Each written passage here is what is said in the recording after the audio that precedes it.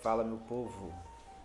Eu estava fazendo uma revisão aqui de alguns materiais e fui responder uma dúvida. Pintou aqui uma ideia muito legal. Foi a seguinte: é, um aluno específico estava me perguntando como é que ele podia fazer um script para selecionar um número de arquivos que tinham sido criados a partir de uma certa data. E reparei um detalhe importante pelo modelo do script que ele tinha me mandado. O script todo era baseado no comando getChildItem, que ele é uma incorporação do dir para o nosso PowerShell. Quando você digita ele aqui, ele lista com as propriedades padrões todos os arquivos que você tem dentro da pasta na qual você está fazendo aquela pesquisa. Se você der uma olhadinha aqui no resultado, eu vou selecionar para a gente aqui a primeira saída desse resultado aqui. Eu vou colocar para ele exibir no formato de lista. Você vai ver as propriedades que esse comando tira para a gente. E uma das propriedades que a gente tem aqui é a creation time, que é a data de criação daquele arquivo. E eu reparei que quando eu passei para o aluno a opção de seleção, eu passei usando o where_object, que é o nosso comando comum de seleção, que aceita pipe no modelo do PowerShell. Então eu fiz uma seleção aqui usando um bloco, especificando o campo. O campo é o creation time, e aí eu usei um operador comparativo. O operador comparativo, eu vou falar sobre ele mais tarde, mas o que eu usei aqui foi o GT, greater than, maior que, e aí eu precisava apontar uma data. E eu achei um negócio interessante, porque eu teria que usar um objeto de data. E o objeto de data no Windows ele não pode ser escrito como uma string. Você precisa compreender bem esse objeto. Fazendo uma pequena pesquisa, eu vi que ele trabalha com uma data parecida com algumas outras línguas de programação, onde ele usa um tick que é baseado, teoricamente, um pulso que é gerado em milissegundo desde 0 de 1970. Então, se você der um getDate aqui, ele vai te retornar um formato padrão, onde você consegue enxergar ali que você tem o dia da semana mais a data. E se você por um acaso der um FL aqui, você vai ver que ele vai te retornar todas as propriedades da data, e uma delas são o número de ticks que você tem. Esse é o formato de data universal, baseado no UTC, Você tem adaptação para a sua zona temporal, mas esse é o nosso formato de data padrão. E esse objeto específico, se você der aqui o comando do PowerShell que mostra para você as propriedades desse objeto, você vai ver que esse objeto ele é um objeto datetime. Ele tem diversos métodos diferentes e aqui algumas propriedades. Todos os objetos do .NET a gente pode invocar no PowerShell utilizando os parênteses. Você consegue chamar ele aqui, inclusive até no formato dele no short, que é o formato curto. Você vai ver aqui que ele vai falar sobre as propriedades do objeto, e a gente pode chamar os métodos dele. Olha só que interessante, listando os métodos dele aqui, você vai ver que ele tem os métodos, alguns métodos que são pertinentes a outros objetos do Windows.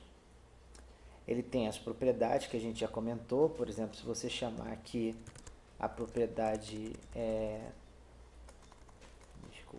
se a gente chamar aqui a propriedade, ele tem aqui days in month, ele tem max value, min value, now. Aí no now ele vai me trazer exatamente o mesmo resultado que a gente tem naquele comando, E um método que ele tem aqui que é muito interessante é o método do add days. E no add days você pode pensar, olha, mas aí eu vou estar procurando uma data futura, mas na verdade esse método ele serve também para datas passadas. Desculpa, esse método é do now, né? Então, se eu chamar aqui um método addDays e colocar, por exemplo, que eu quero 30 dias, menos 30 dias, na verdade eu estou fazendo a referência para uma data passada. Olha só que interessante.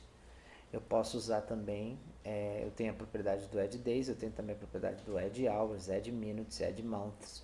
Então, por exemplo, no caso do aluno específico, ele queria todos os arquivos que tivessem sido criados anteriormente, antes dos últimos 2 meses.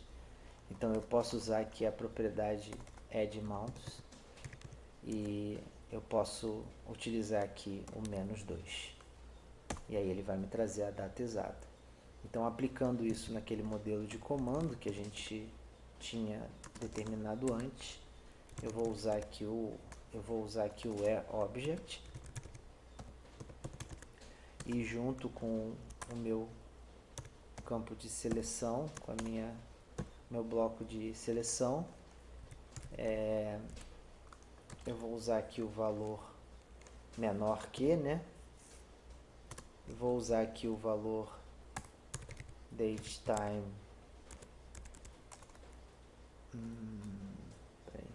Tive um pequeno lag aqui na hora de carregar. Datetime. E vou apontar aquele método addMonths -2. E agora, quando eu der um Enter aqui, eu vou listar todos os arquivos que foram criados dos últimos 2 meses para cá, para a visualização ficar mais clara. Eu vou dar um Select aqui no nome do arquivo e no Creation Time.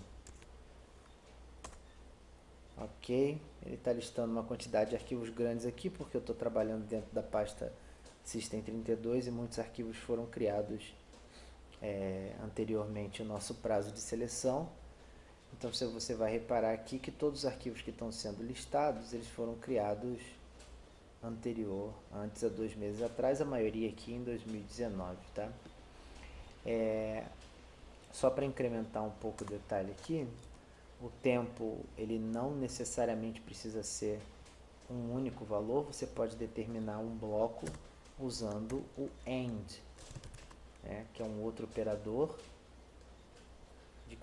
de soma, e a gente vai determinar um bloco de tempo. Eu vou dizer aqui que ele tem que ter sido criado há mais de 2 meses para trás, tá? E aí eu vou colocar aqui um outro critério aqui. Desculpa, eu esqueci de colocar a representação da linha. Eu vou colocar um outro critério aqui. Só uma explicação rápida, esse cifrão e esse underline tem uma explicação bem óbvia, tá?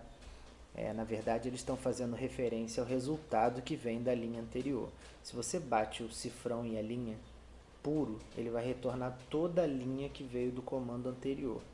O ponto significa que eu estou fazendo a seleção de um objeto, de um campo específico daquele objeto que está sendo retornado do comando anterior, tá? Eu vou colocar aqui o creation time, eu vou determinar que tudo bem, ele tem que ser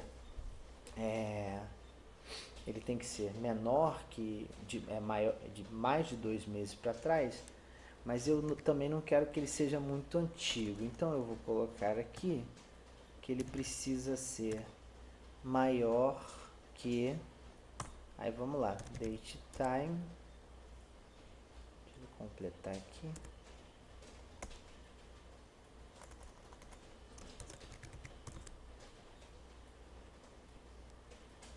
date time, 2 pontos, now. Ele precisa, vamos ao método aqui, add days, add months, add hours, add months. Ele precisa ser maior que 10 meses atrás.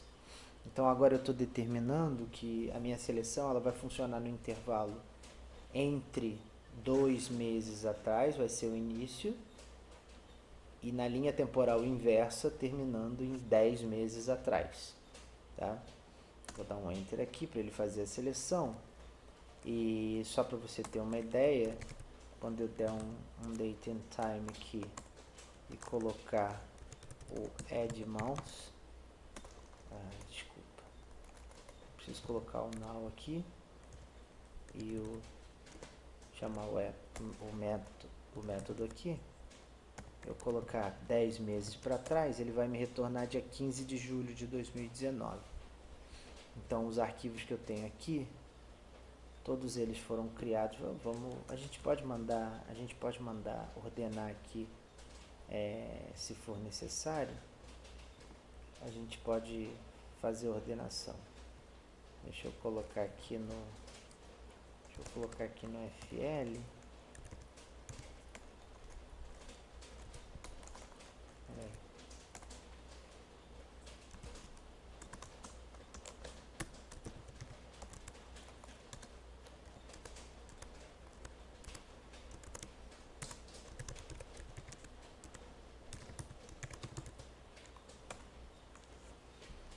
Deixa ele organizar aqui. Agora, se você der uma olhada, todos os arquivos eles estão no intervalo de 2 meses atrás até o mais antigo, dia 19/7, a 10 meses atrás, aproximadamente 10 meses atrás. Então eu fiz aqui um limite temporal para minha seleção. Ok? Obrigado.